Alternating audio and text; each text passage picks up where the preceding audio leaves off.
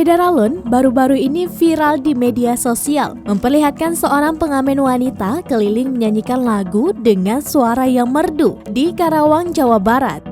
Wanita tersebut tampak bersemangat menyusuri jalan sambil menyanyikan lagu berjudul Bila Nanti, ciptaan Triswaka yang dinyanyikan oleh Nabila Maharani. Suaranya kala menyanyikan lagu tersebut terdengar sangat memukau, hingga warganet memberikan sanjungan bahkan menganggap jika pengamen tersebut seperti sedang konser.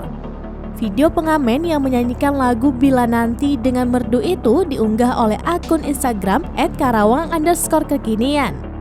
Dalam video tersebut, wanita itu tampak menyambangi dari satu tempat ke tempat lainnya dengan menenteng sebuah pengeras suara sambil bernyanyi dengan mikrofon.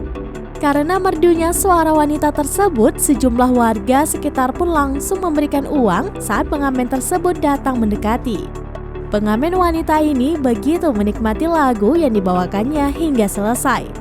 Musisi sekaligus penyanyi yang mempopulerkan lagu tersebut, Nabila Maharani, juga turut mengomentari penampilan Mbak Pengamen yang viral tersebut.